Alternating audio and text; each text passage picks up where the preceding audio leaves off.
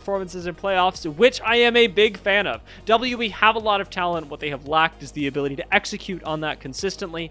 Let's see if they can get it going in Game 2, as Jace will be the first pick for BLG. Notable bans already coming through: the Ezreal, Cassiopeia, and Orianna that we've mentioned in series past. 3 marksmen from BLG, so they very clearly wanted to set Wenbo up to have a good game because they're removing a lot of those ranged top laners. Not to mention, Yorick also being fearless away removes a really big counter from Jace as well, so there aren't a lot of amazing matchups that I think Cube can really go for. The most prominent one I can think of is something like the Gnar, if they really want to play into that. It is a possibility, but WE aren't going to be concerned with answering the top lane pick right away. They're going to actually switch gears a little bit. Instead of going for the top side of their team, they're going to say, let's give something to About. Immediately going to snag up that Caitlyn, and they look like it's going to be a Trundle blind pick. Dia, this is... WE are suspect. They're sus. Yeah. That's sus. That's true. I was looking at it going, that's wild, that's crazy, but you say the sus, and it's kind of on brand for WE. I don't know what they're planning to do. You don't have a Trundle. tank, and the tank role of top lane doesn't have a frontliner. That Jace is not a tank, so who are you subjugating? I feel like BLG don't really need to deal with that, as they are going to switch gears at the last second, lock in the Mel, actually, to try and match the range of the Caitlyn and join up the range with their Jace already. And they're maybe going to be cosplaying some Pays Keria lanes, as Pyke is going to be the insta-lock here for On. BLG are trying to play some fast League of Legends, Dia. I mean, you've got Trundle locked in on one side, so I think you just go, we're going to hit full damage on this and delete some people. That seems to be the BLG plan for right now with Mel, Pyke, and Jace. I don't see a single member of WE lasting more than half a second on our screens if any single one of these skill shots connect. WE are going to follow up the Trundle that they picked earlier with a Nautilus before we head into the second ban phase. So they do have some forms of engage they can throw out, especially in the bot lane. Pyke is pretty squishy early on. Jace, always a good target. Mel, that's fake. You don't hook Mel, Mel hooks you. But with Nautilus specifically, you kind of hook each other. It's a mutual hooking. As we are going in to the second phase of bans, BLG very clearly going for a long-range artillery style of play, so I wouldn't be surprised if they try to maybe give something more on the Peel-esque side to Shun and Knight. I feel Galio might have a lot of validity if they decide to go for something like that. And Karis, in fact, wants to try and pick up a patented Akali champion here for Game 2 to try and even out the series, Dia. But I could also see Knight going and playing into the poke comp himself for something like a Victor, which I think is really good into some of these shorter range champions like the Trundle and the Nautilus. So options available for BLG, as they are actually going to be the ones to ban the Victor. Now, what I really want is a hard winning lane for WE, or a hard win condition for them to play through consistently. Because Caitlyn Nautilus should win the lane pretty passively. Yes, you can gank them, but realistically, it's just going to happen. And it's realistically also a lane that BLG are going to attack. What I want to see is what we didn't get last game from WE. Somebody to build their comp around, somebody to constantly have at the forefront, who's expected to win the lane, who is expected to do so much more, so that WE have a point of strength to play as we get into the later half of this match. Victor Aurora banned away by BLG, and the Twisted Fate and Nocturne removed by WE, so a lot of global pressure taken out of here by the WE roster. Likely going to see a top laner here just to answer the Jace, but it actually looks like WE just, again, really want to prioritize comfort. They don't want to run the risk of Knight maybe stealing this away, so they're going to give Karis as Akali. When in doubt, they are defaulting to comfort, so I feel like WE's early game plan is to try and play around Monki and Karis. This is a similar thing to game number 1, but these are much more comfortable champions that they have been put on here for game number 2, as I see a Lee Sin hover here. Shun is laughing in the player cams. I kind of hope they lock this one in, because this would be... This is play of Lee Sin on hard mode. You've got very little setup for your Q. And yeah, you're going to need something like a Lissandra, like a Galio, to help you out and give you some of that guaranteed ability to hit your skill shot. Vex is going to be the answer here for Knight. It's really good into the Akali. It helps out the Lee Sin, and it gives you some poke. So all 3 of those boxes checked by the BLG mid laner. I mean, BLG really are just playing the game of, we saw them lock in Trundle, let's just pick no tanks. And honestly, given last game, it's probably going to work. The one thing that I will say to all of our all of our truers for WE out there is that with a Malphite lock-in especially, if BLG get behind, they are going to get run the heck over by a godly front line if they get behind.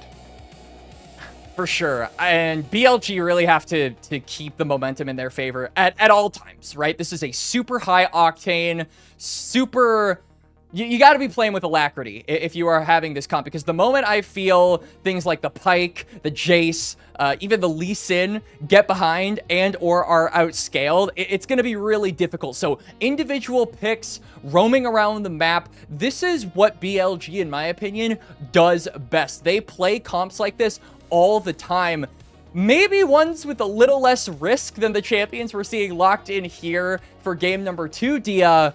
But it's par for the course when it comes to watching BLG's games. On the other side, though, WE, they've got good scaling. They've got good team fighting. If they can group up, I feel like it's going to be very difficult for BLG to chip away at this armor and this really burly team fight team that they have set up for themselves.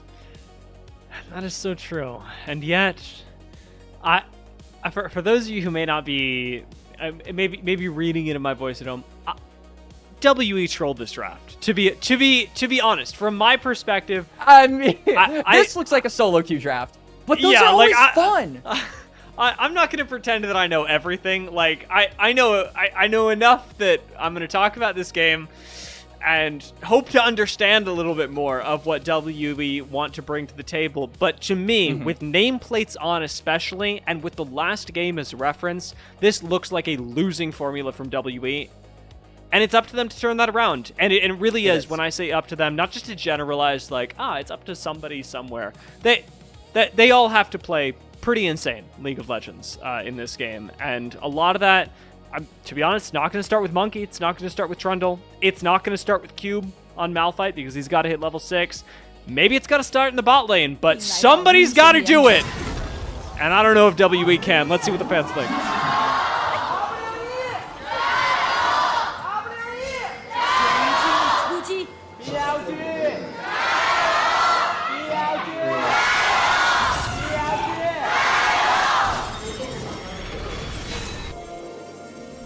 Surprise, surprise, the fans also like BLG, so that doesn't really tell us much. No surprise there. What was surprising is that we actually didn't see anyone die level 1. Before we went to break, if I had the opportunity, Dia, I was going to ask, all right, $10, like straight up says that someone dies before the 2-minute mark. And there is still time for that to happen. You've got about 50-ish seconds, but feels like it is less likely if it isn't a big level 1 invade. As we got 2 hook champions in the bot lane, so bush control very important. Erha going to be landing the first blow. That's a lot of damage early on. Onto both On and About. On going to heal a decent amount of it back up, but the junglers starting on opposite sides as well could be our contributors to any early first bloods. Not pre-2-minute first bloods. That would be crazy, even for Shun. It would, and I'm not sure if Shun is going to be getting any early first bloods on this Lee Sin to accelerate himself. We see Monki is pathing the opposite direction of the Lee Sin, so I don't think an invade is really in the cards for the BLG jungler in these first few minutes of the game.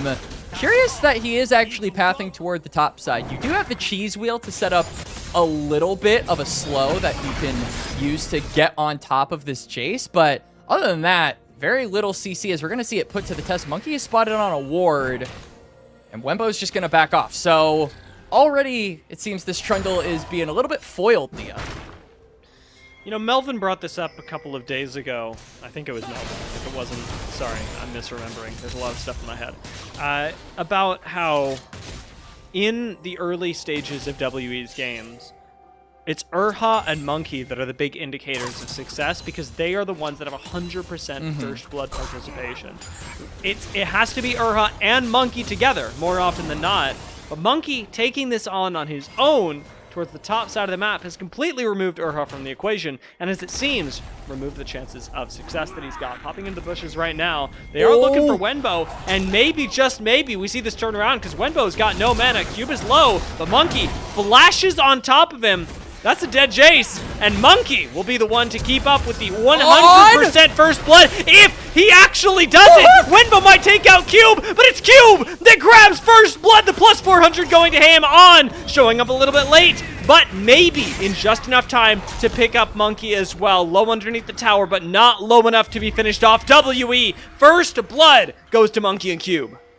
By the calluses of the rock, Cube manages to get the first blood there. I was trying to come up with a rock equivalent for the skin of his teeth. I think I did a pretty decent job there. As now Viper going to be aggressed onto.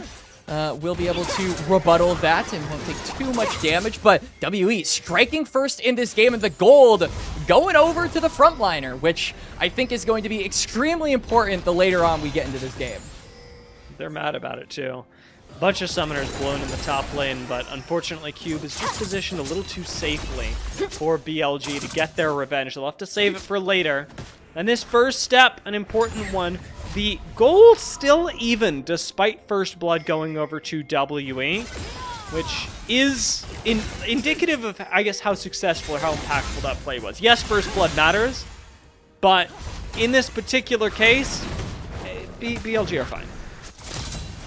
They are. They're good. Even the kill that Cube managed to get as hang on. Knight is actually putting the hands onto Karis as forced to flash almost goes down.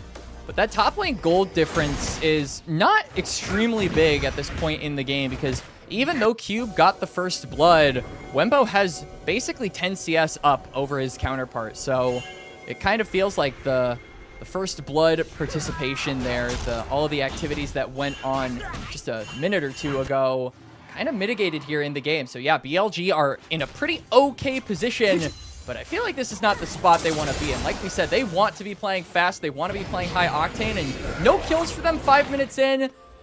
Gotta say I'm slightly disappointed. Yeah, well, we'll have plenty of time to make that up, I promise. This is gonna be an exciting game no matter which way you chop it, because BLG have so much burst that if they get ahead, it's gonna be crazy. And WE, if they get ahead, are basically unkillable. That is the nice thing about getting your Malphite ahead. You really wanted Trundle ahead, but maybe you could do that now. Maybe with your second gank in the top lane, you can abuse Wenbo, and with an ult from Cube, that seems to be not just the plan, but the actuality. He is going to answer 1 for 1, though, and almost 1 for 2. I was real worried there. I thought Monki actually was going to take that final turret shot to go down, but that's worth it for WE in my book. Wenbo going to be missing out on this entire wave, and even though he does get the kill, Cube is going to be A-okay as he gets the Warden's Mail. So trading back as this Jace is going to be progressively getting more difficult as the game goes by. Shun looking for an invade on the bot side, but I think he will be spotted out by Monki here. No, Erha will be getting a Q to the face. Is this Shun overextending? It looks like the answer is no for right now. He does have Secure on blue buff, and Viper's coming over here as well. Lots of damage on the side of BLG, of course, that they can throw out, but a kick back onto Monki actually might secure them a second kill in this game. Knight's gonna pick that up, commit right onto about, taking him to half HP, and BLG still controlling all of the area under the tower. Will control, delete Erha from it. And there's the aggressive play we want to see from BLG, invading, cross-mapping, and getting 2 kills for themselves. Karis maybe trying to trade back. He does have ult. He doesn't have flash, though, so there's no guarantee that if you go in, you're getting out. And I feel like after Knight gets that kill, you really don't want to try and make a bad situation worse. If you do get a replay here, yeah, Shun just getting level 6 off that blue, uses Erha as a taxi to kick Monki back, sets up the kill beautifully for the rest of BLG. And then the damage, not quite there to finish off the bot laners initially, but one little bit of damage from Viper, Golden Eclipse, and second one comes through. Now, the complete opposite is happening where WE are invading BLG off Half-Life. Giga tanking underneath the tower, well on. Dies because his top laner, theoretically, could not come over to him. There are a lot of reasons why On died there, but Cube's contribution I wanted to highlight.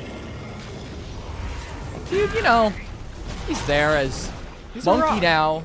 Yeah, he's rock solid. As Monki gonna try and steal away this romp, is actually going to not get it. Shin will secure that one. And their stay to try and get one neutral object, or one camp of the enemy, allows BLG to completely reset off of that play. On is back on the map. And Grubs are going over to BLG despite WE winning out in that trade toward the top side. I just feel like they kind of wasted time looking for camps, Dia. And now you're going to be having a comp that really loves gold, getting an objective that helps you get gold easier. A lot to be worried about as BLG go on their own invade to look for answering so many camps invades to WE. We do have Cube here, though, with his ult available. Let's see what actually comes of this, as Karis is revealing the source of damage. Up here, On finds a nice hook onto Erha, actually making WE's life a little bit more difficult, but no camp's going to go over to BLG. WE defended their jungle successfully. WE managing to weather the storm temporarily, and it is worth noting, not all of the grubs were taken, so WE, if they get an opportunity, can steal away the last one. Monki is going to blast cone over, realizes there's one there, and says, hey, you know what? Why not? Steals that last one away. But I do kind of want to highlight and pull attention, Dia, to the fact that Dragons are still standing in this game. Like game number 1, neither team is really heavily focusing on them. And I feel like this really does favor the high octane style BLG want to go for, as now Wenbo's getting dove. You know, speaking of Dragons, it's Dragon time. If Wenbo's going to get dove like this, you know that the jungler's up towards the top side of the map. There is no better time to secure this neutral objective. It's another nice play from WE, getting Monki a little bit more ahead, which is the real goal. Even though we saw First Blood go over to Cube, you want this Trundle to be a monster. Right, and with no actual central tank on the side of BLG, no one to really subjugate in every single fight as this Trundle, you're reliant on your damage. You're not reliant on your tankiness, so you need to be getting kills, you need to be getting gold, so you can do more of that damage. And I do like that WE are playing around that plan. BLG will, of course, get the Dragon, but it's first Dragon at around 10:30, which means that we're not going to be seeing a soul point for quite a little bit. It's going to be 20 minutes until that is kind of a threat in our mind, and that's assuming BLG get both of the future Drakes, and that's exactly what this comp wants, frankly. They want to slow down the game. They don't want these big 5v5 objectives to be spawning as often or fighting for them as often, because they want to be looking for picks. They want to be looking for individual plays, so any excuse not to group is one that they will take. One of the concerns about this could be that BLG could really benefit from accelerating the game to the point that the tankiness from WE is not really relevant. If WE are able to extend this, could be a problem. I say could. It is BLG. It is a lot of damage. It is, and we're starting to get first items coming through here from a lot of the key members on both of these teams. Do want to call a lot of attention, though, to... All right, you know, nice try there, Erha, to cancel the free call. Doesn't manage to do it, though. Cube actually going for the Frozen Heart. I am going to be eyeing this Malphite build very, very closely. I think Frozen Heart is good in the 1v1, but outside of that, I really don't think it has a ton of value, as speaking of 1v1, that is not what we're getting here. This is, in fact, exactly what BLG did want. The a chance to isolate individual members and go for kills that way. On flirting with the idea of recommitting to this fight, has hook available, but as soon as he shows himself, Karis is actually the one that goes in. On gets sniped by the ace in the hole in the background, and it will ultimately be a 1-for-1. Neither WE nor BLG really coming out ahead. And On basically got sniped from half HP there, and this just goes to show how squishy and how easy to kill a champion like Pyke is, and the fact that you basically can't mess up on this character in the early to mid game, because once you do, and you get into the late game, you're gonna be very useless. So, just On having to play on a knife's edge basically every single fight, just mind his own health bar, because basically anything on WE can kill him if it goes in his direction. Going over the replay here, it's a good pick onto Cube. And then, yeah, just the ace in the hole. They were all focused on maybe trying to get a second kill onto Karis that no one was able to block for him. No one was able to say, get down, Mr. On. And unfortunately, that's the life that On is. They were all going to be subjected to, right? Yeah, right. And let's be real about it. We saw the Camille. On is not the president of this game. On is whatever I don't want to call them fodder. The Secret Service, that's what they're called. Yeah, Is it? What would On's job be? I mean, yeah, the Secret Service seems like it definitely is no secret anymore. He's history. He's just the one dude who they've hired. He's like working in the office, and they're like, "You need to get in front of the president, man." Yeah, yeah. He's target practice. About is trying to improve his sniping skills. On is like, all right, I guess I'll do it. So Pyke going down again. Third death of the game, and half the kills that WE have are because of this Pyke champion. So doesn't seem like it is justifying its extremely volatile existence. And this just has me worried for BLG in about 6 minutes, because once we start cresting toward that late game, kind of feels like you're playing without a support unless he can get a really clutch hook onto some of these backliners that will be increasingly more difficult to have access to as Cube and Monki and Erha get tankier. If anybody in our audience is a particular fan of Invincible, I'm getting Donald. Oh, I love that show. From On right now. You know the Donald? The guy who, yeah, he's like, dies he over does and his over, duty, he does his job, but he's always dead. Yeah. Yep. Spoilers. Honestly, that is an amazing comparison. Yeah, spoilers, but if you haven't watched Invincible, what are you actually doing? It's a great show. Yeah, it's been out, bro. It is. I'm glad. Not just in the audience, but even on the broadcast. We got people good things. Yeah. Can't miss the memes. As now About. That's dead. That is a very dead Caitlyn, and the Caitlyn Mel matchup looking pretty good right about that. It actually might be looking good enough that Shun can contest this Rift Arrow. No. He's got the Q, and he actually manages to stand between Monki and the eye of the Rift Heralds. So, well, the objective doesn't go to BLG. It doesn't go to WE either. Yeah, I hope that gold was worth it, Monki. No eye gonna be picked up for BLG, and Shun just continuing his aggression in the lane, manages to land a Q onto the Trundle, won't end up taking it. Karis with some very bold pathing, but Akali has a million dashes, so we'll use one to get away. What this does do, however, is gives prio over to BLG. They make their presence known in mid, they stamp their flag on that area. Knight's gonna pick up the tier 1 in bot as well, and they should have no problem just converging onto this dragon at their own leisure.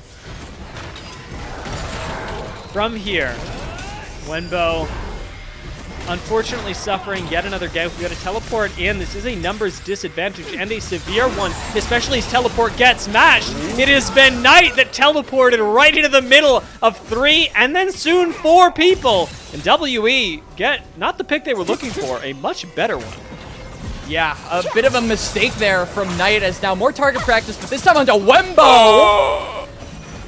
Karis actually could die for this as well. Took a tower shot. Shun all over him right now. Karis gets the locket from him, and Shun jumps onto Karis, laser focused, now looking at about. On is still here for the backup, but Monki shows up to the fight. On secures the kill, though, with the flash death from below, and goes for another one. Erha surviving this time, and Shun, alone underneath the tower, has Wenbo here for backup. It is the Fed Monki batting away at Wenbo, but Wenbo is winning it, finally getting revenge for all that time spent top lane. It is a kill for Wenbo, a kill for Viper, a kill for Shun, and BLG, 17 minutes into the game, are 2.6k gold up. They win the extended trade. They lose their top lane turret, but you can see Wenbo here all alone in this lane now as everybody has been killed. He'll be able to trade that one back as we go into the replay. On looking to maybe get involved to save the turret, but he ends up actually... This is very funny. If Wenbo didn't have that flash, On unironically killed his top laner there. But instead, Shun enters into the fight. A good kick to try and separate the bot lane from the jungle. Just keep them split, and we're back to live fighting. Once again, On loves to flirt with death. The guy is level 8, but I'm watching WE die instead. Ah, there we go. There we go. On does his duty once more.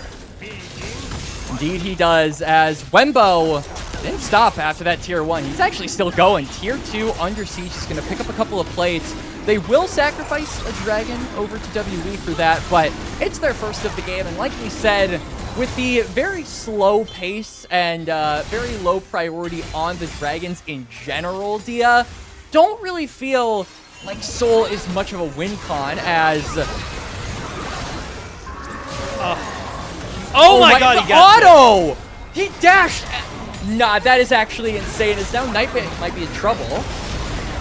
Knight, future MVP, flashing away from Monki, who really seems intent on grabbing him, but again, it will be On with the death from below to make sure that the kill is secured. Knight will fall as Karis joins the fight, and it looks like a fight that is going the way of WE. Karis' presence just enough. On starts healing up, though, and BLG will get away, having lost 2 members, Shun and Knight, in favor for Monki. Wenbo trades that back real quick. BLG won. They could continue this. Karis thinks about coming back to the fight, gets bumped away by Wenbo, and actually is in trouble now. On's chasing him down. It is another trade of 1-for-1 with On trying to get away from Q, but looks like he'll be able to do it. And it is chaos in the mid lane. This game is absolute chaos here, Dia. We have had non-stop action for the past 3 to 4 minutes. Cube even looking to be a nuisance and cancel the packs about. Hits the ace in the hole. It travels through the reset, so it doesn't get the cancel off, but at least it looks cool, though. BLG do, at the end of the day, manage to save their turret. So WE, for all of that effort, for all of that blood, they get nothing for it on the map. Yeah, the gold lead, while it hasn't extended in favor of BLG, hasn't moved, even off of a play that looked really good for WE. Let that not mean that I don't think that was a good play from WE. I do. I think that the more that they can do that, the better, because their composition is really good at taking these 5v5s. As you said, they want to group up, they want to find these. This was the one time, even though it went even, that WE really got to complete their dream that they have with this composition. And a lot of the gold is going over to the right members, in my opinion. I mean, Karis has 3 kills, About has 3 kills. Even Cube, I think, is actually pretty accelerated. He's the only member of WE that has a gold lead in this game. And if your tank is being tanky and BLG don't have a lot of easy ways to chip away at that health bar, there's a lot of value in actually accelerating him here against this comp. So I think that WE are still in a position to win these 5v5s. Really, for me, though, the biggest issue comes in the fact that there is no big win condition for them for a really long time. Like we said, Dragon Soul isn't going to be available for another 15 minutes for either of these teams, and I feel like that is a lot of time for BLG to find some creative way to come back in this game, as they have multiple times before. Yeah, I think accelerate this game, I should say. A Baron would be crazy for WE. Of course, it would be crazy for both teams, but it's WE that are the ones on the ropes in this series and really need the advantage in this game. Right. Hunt finds the hook he doesn't want. Nope. On hooking a Malphite. That is literally the worst champion that you could hook, as this Pyke is just, I will continue to say it, even though he has a gold lead, he is really struggling to, now at this point, we're 22 minutes into the game, it's hard to just single out any of the WE members, because most of the ones you can single out are extremely tanky, and even then, it feels difficult for the rest of BLG to capitalize on that, especially with both solo laners having teleport so they can react to any of those risky, cheeky little pick plays that you want to try and make, as Erha gets hooked. Tries to look for a hook, but on dodging out there. Dragging up in a little less than a minute. BLG still have control of the lanes, though, Dia. So at the end of the day, if they're able to hold on to this part of the map, I feel like WE are going to struggle a little bit. Viper, deathless so far. Oh! It's going to be quickly corrected by WE, who isolate him perfectly, forcing out the W and then committing. About gets hooked in, but the damage from Knight not quite there, especially with the low amount of commitment that he's willing to go for. This is exactly the best situation for WE, though. Yeah, he does manage to actually get back. Wenbo doesn't have teleport, though, so he'll be a little late redeploying onto the map, but it doesn't seem like BLG have any interest whatsoever in you know, immediately going for control around that bot side. They will do it as Shun is moving down there, but only a few seconds until the dragon spawns means that their control is a little bit fickle at the moment, Dia. Winning formula so far for WE has been team fights, and BLG are flirting with death here, moving up to the dragon. They are fortunately a team with enough damage to burst it down before WE even check it. Second Drake secured by BLG, but now looking for a little bit more. It is quite dangerous. Over the wall goes Monki, but it's going to be over the wall again. Knight follows him with the help from his friends. On manages to survive, flashing away for now. Karis doing the same thing, may be able to make it away from Wenbo, and On still alive as we get back to the jungle, has bought enough time for Knight to come in and grab yet another kill. Viper's the one to pick this up, and Shun rockets into the front line. A double kill for Viper, and BLG wipe the floor with WE, completing an ace at 24 minutes. And a clean ace as well. Who needs to 5v5 when you can just have multiple 1v1s and 2v1s? BLG break up the fight expertly to deny WE their opportunity to group up as a unit. We're going to go into the replay here. It's 2v3 at the start of this fight, but look at how BLG separate the members of WE. They kick Monki over the wall. He has to flash over. He's completely alone. All of BLG focus onto him. Karis is completely isolated in his shroud. Wenbo goes after him. And then at this point, the health bars are much better on the side of BLG. They focus down individually the WE members one by one. And despite the fact that they aren't a team comp that is supposed to 5v5 good, it does not matter. It's BLG. They always find a way. Playing super well right now, and very together in that fight, as you talked about, surgically separating the members of WE. They were playing Operation. Tower. They were. Like, all of these members, that's like a team bonding activity that BLG probably did before this game. And they didn't hit a single chunk of metal in their attempt to clear out the body. Absolutely expertly done that previous team fight. And now Baron's still in tow as Wenbo's getting aggressed onto. WE do want to pick another 5v5. Or now 4v5, I should say, as Wenbo, as I finish the sentence, does die. However, surprise, surprise, Knight's pushing down mid lane while all this happens. We talked about how BLG were super comfortable with this style of play, letting a 4v4 happen, or 4v5 happen, and then grouping up to make this work.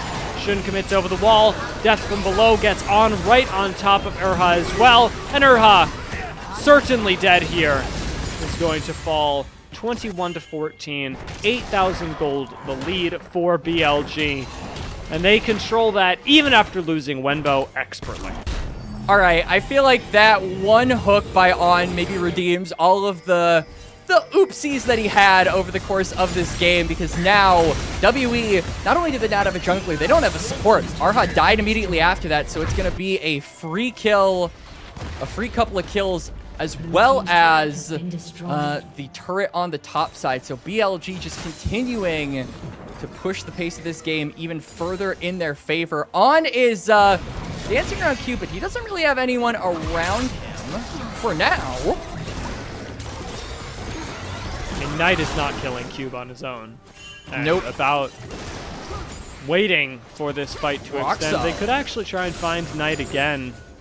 Hasn't invested in any real defensive items. So Knight very easily bursted down. And of course, with the Medjais that he's been trying to stack this game, would be a significant blow to...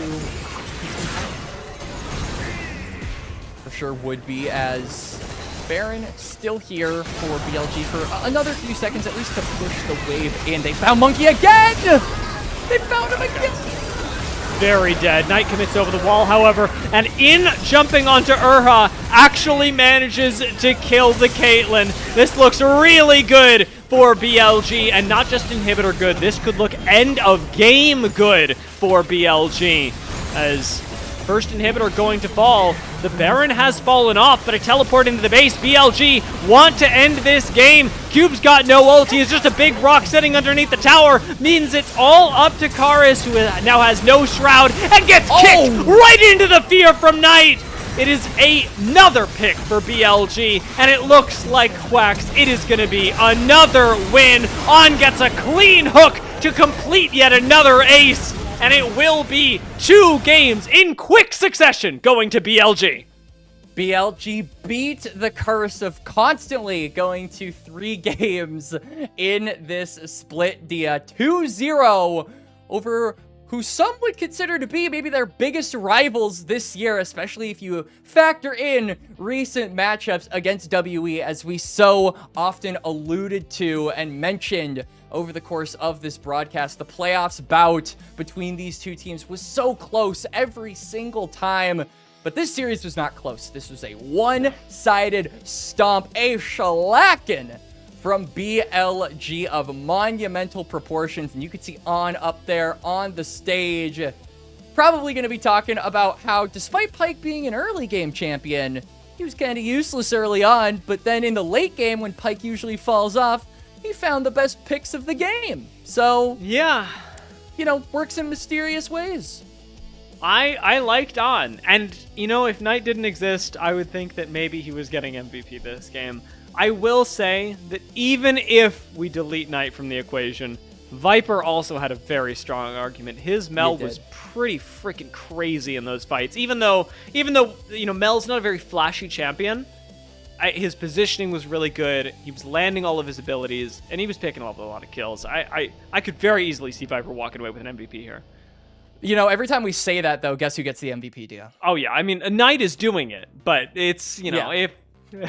yeah, you know, in our hearts. Yeah. But for me, that game was just generally more evenly spread across who had influence, in my opinion. I think that in a lot of BLG games, you can pick, like, 1 or 2 members that are extremely responsible or very, very much so the driving force for that win, and then the other 3 are just kind of to the wayside. They're the passengers, right? Nobody was a passenger this time around. They all got in their separate cars, in their separate whips, and they just were all driving parallel on a highway. They were all in control of the game, and they were all a massive driving force for this win. So I think that's always really exciting to see, especially for a player like Wenbo, who has been criticized, who has been really, I think, under scrutiny since he joined BLG. He had a really solid game, in my opinion, on the Jace. I'm going to take this one step further. I think that when Wenbo's on BLG, obviously he's getting compared to other top laners in the LPL and other top laners in the LPL. Right. I have seen a lot of top laners, some even on BLG, that can go 0-2 on Jace in an early game and have a lot worse of a game. I'm not going to name names, but Going 0-2 on Jace for a lot of top laners is a death sentence, especially in the LPL. And Wenbo looked just fine. He did. His side lane influence, I think, is partially what saved BLG. Anytime they lost a fight or they went even or WE managed to find some kind of an advantage, it always kind of came with an asterisk or a caveat because you would pan over to the other side of the map.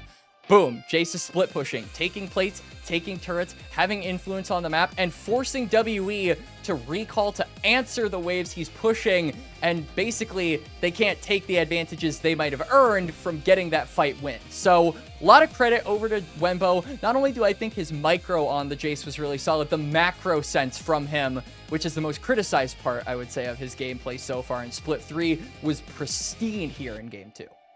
Yeah, I mean, Wenbo looked really good in this game, and like you said, it is part of all of BLG looking good, but I think that specifically in this matchup, because WE had such a focus on taking out Wenbo in the early game, on using him as a vehicle to feed Monki, the fact that he's able to come back, especially because we're looking at this top laner and going, we probably aren't going to see him for very long, there is a lot to look forward to. I think in Wenbo's career, and again, hopefully with even more games on BLG as whatever is happening with this slot machine keeps going.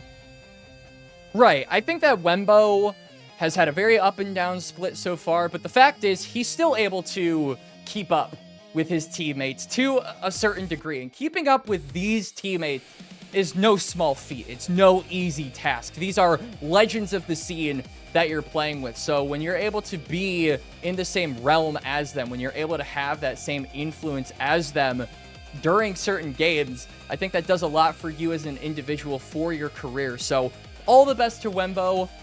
Don't know how much longer we're going to be seeing him on BLG, but I do genuinely hope a player like this gets recognized by other organizations as someone who stepped up when it mattered and was able to play with the best and keep up with the best.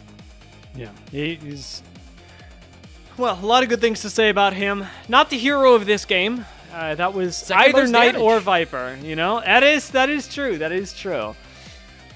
They're not going to give it. They're not going to give it to Wenbo, surely. Shun also It would be played very really- funny, yeah. and it would actually be quite wholesome if they did give it to Wenbo, but they're probably not going to. I would say...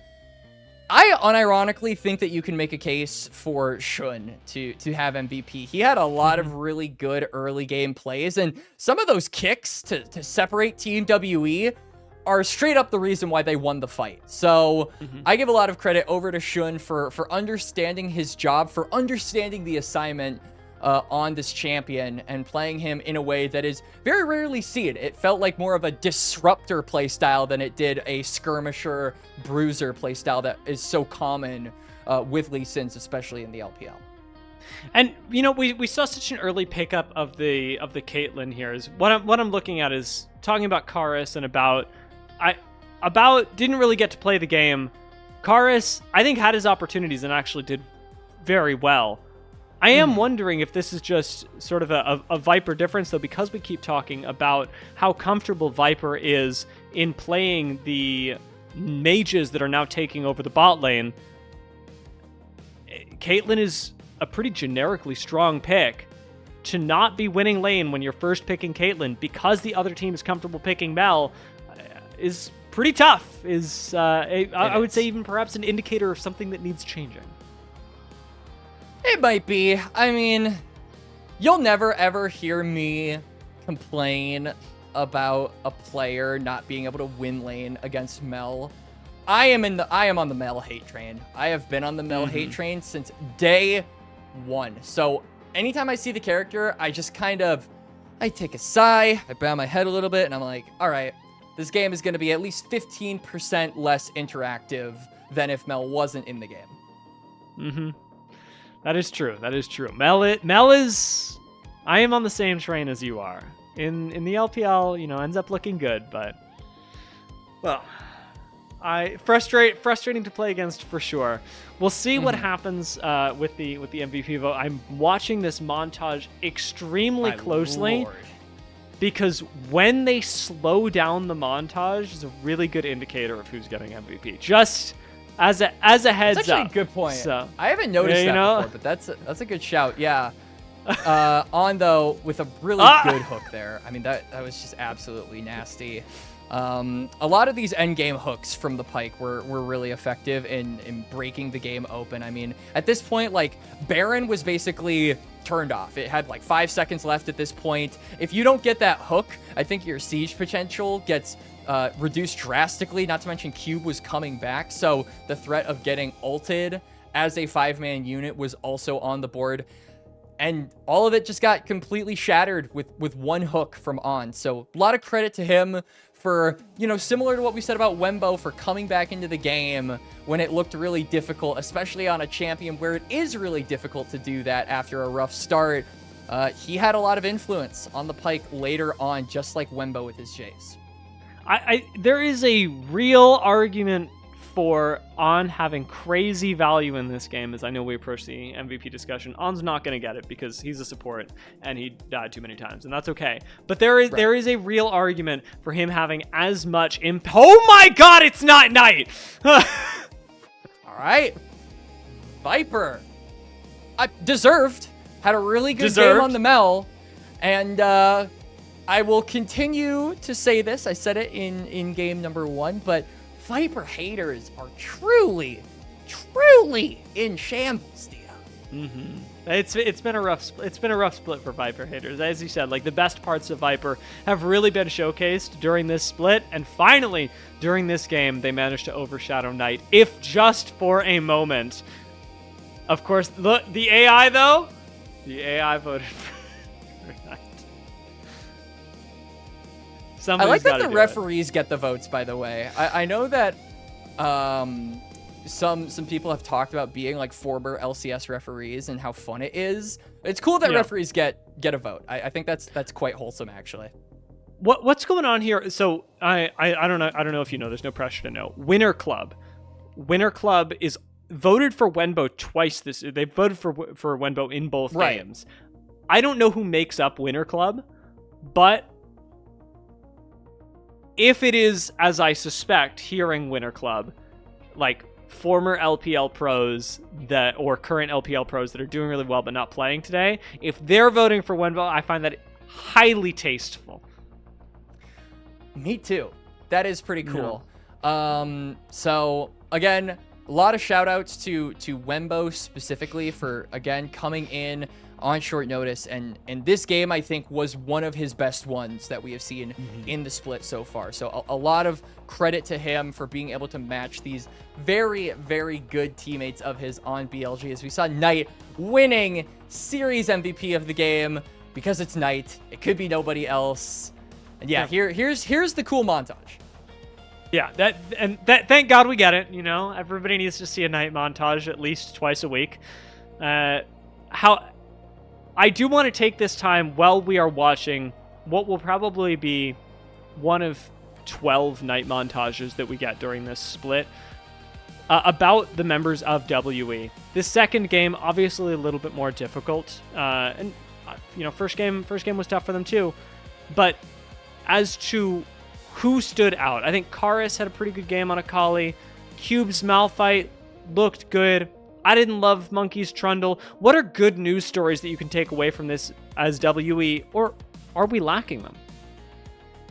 I feel like we set a bit of a precedent in draft for game number 2 where a bunch of teams have 2-1'd or gotten 1-2'd by, well, no teams have 2-1 BLG, but a bunch of teams have 1-2'd BLG and managed to take them to 3 games. So we were saying if it goes only to 2, if WE do get 2-0'd, it might be a little bit worrying just because the middle of the pack seems to be just as competitive as the top of the pack here in Ascent for the summer split. So I'm going to be honest, not a ton of good news stories in my opinion, Dia. I do, however, want to say all of the players still look like they're on the same page. You know, you said this a couple of days ago when we were casting the LGD series, you'd rather have 5 players commit to the wrong play than 4 players commit to the right play and 1 player being off in Narnia, not on the same page with his team. And I guess to WE's credit, they always seem like they're on the same page. So it's just about being on the right one, right? If you're all on the same one, you just got to make sure that that page is good.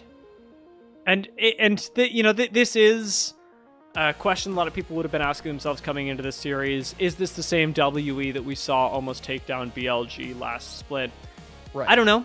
I mean, to me, they look a little bit worse. I would also say BLG look a little bit better than they did in the series that they were losing up against WE, or very nearly losing against WE, depending on which one we're talking about in the playoffs. We'll take a look at the standings and how they look after this game, as at the moment, BLG, with this win, pretty untouchable. Not completely, but it's pretty close. AL are the one team that is quite close to them, and WE had the opportunity to tie them all up here, but fell short, putting themselves solidly into the third tier of teams in Group Ascend, which is quite widespread right now. EDG are the biggest losers of the first couple weeks of Group Ascend. Somebody had to do it. Well, actually, that's not true. Somebody didn't have to go 0-5, but EDG did do it. It's their chance to hopefully claw things back, as right now it has not been a great season for EDG. And I feel like one of the most fake score lines is that 1-3 for Thunder Talk. I mean, they have basically taken a game off of all of their opponents. They are really close to just having even game score despite the rough series score. So I'm very much looking forward to seeing the evolution of that team. I feel like I'm getting WE vibes from them. Split 2, I should say, WE vibes from them in the playoffs, not the regular season.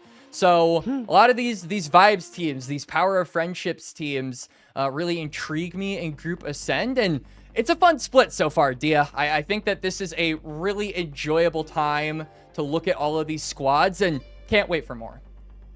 It is, and to keep that going, if you want to keep checking out the teams that you saw today, BLG's next match will be next Friday versus Top Esports. However, oh wait, is it Wednesday?